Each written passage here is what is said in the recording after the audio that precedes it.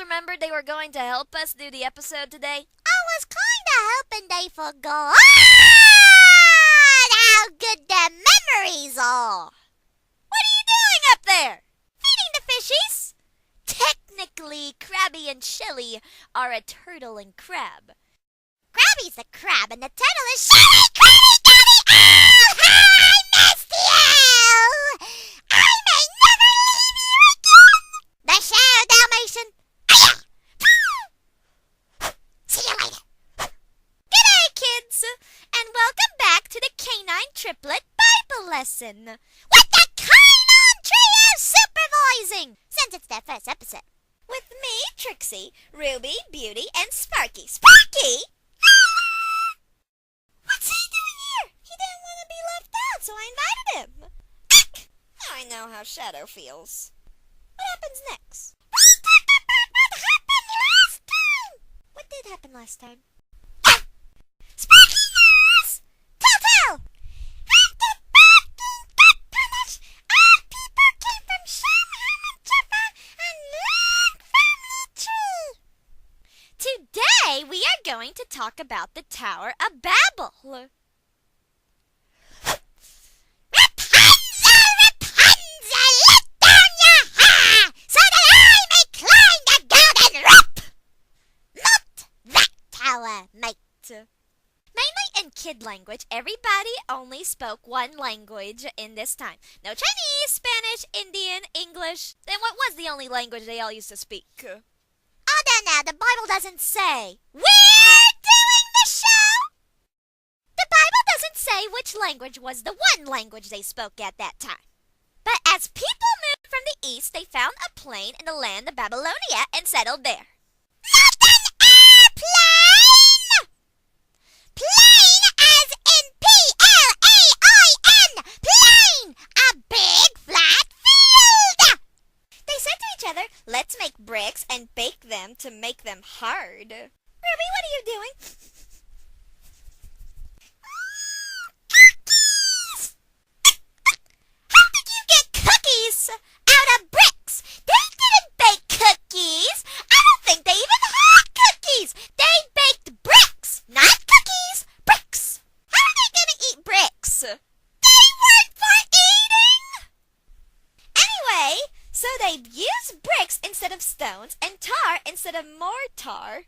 Motar. Now we're cast playing. Huh? Pretend you're the people. What? They said to each other, "Let's build a city! And a tower for ourselves! Whose top will reach high into the sky! We will become famous!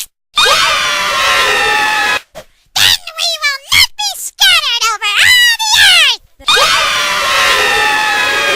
The Lord came down to see the city. It doesn't say what he looked like, Dalmatian, but he did come down to see the city and the tower that the people had built. The Lord said, "Now the people are united, all speaking the same language. This is only the beginning of what they will do. They will be able to do anything they want. Come, let us go down and confuse their language so they will not be able to understand each other." So the Lord scattered them from there over all the earth, and they stopped building the city. The place is called Babel, since that is where the Lord confused the language of the whole world. The Tower of Babel. Oh, I get it now, because when they tried talking to each other, it sounded like Babel. And they had to find people that matched their language! Another important fact. So the Lord caused them to spread out from there over the whole world. And of course, over the years, their kids had kids, and their kids had kids, and their kids have kids, developing the customs and nations we have today. Now we're going to talk about the family history of Shem. 2 years after the flood, when Shem was 100 years old, his son Arphaxad was born. How do you read these names? It's not easy. That's why we got the words. Just try your best. After that, Shem lived 500 years old and had other sons and daughters. When Arphaxad was 35 years old, his son Shelah was born. Isn't that a girl's name? Shh! I could have said it wrong.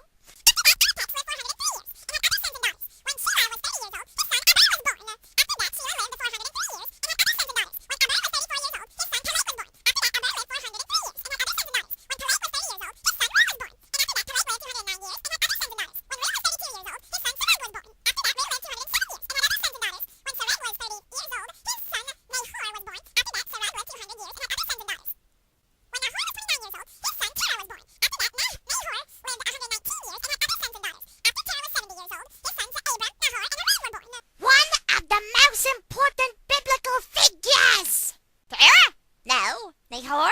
No! Haran! No! Abram! Thank you!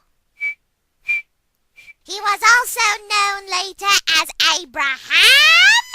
You mean? Yep! Abraham Lincoln was in the Bible? No! Different Abraham, Dalmatian. This is the family history of Terah.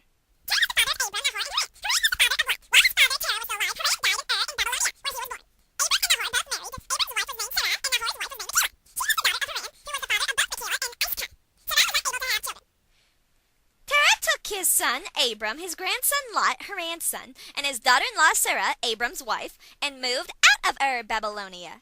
They had planned to go to the land of Canaan. That's Haran's son! Shh! But when they reached the city of Haran, they settled there. Terah lived to be 205 years old, and then he died in Haran. Why come they to there when they're moving then? Then how'd they get there, Smarty? Eatable camel, donkey, or just plain walking?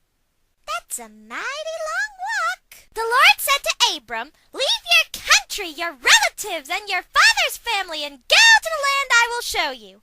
I will make you into a great nation, and I will bless you. I will make you famous!"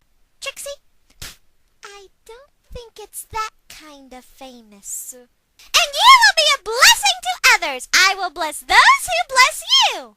In other words, God would do nice things to people who are nice to Abram.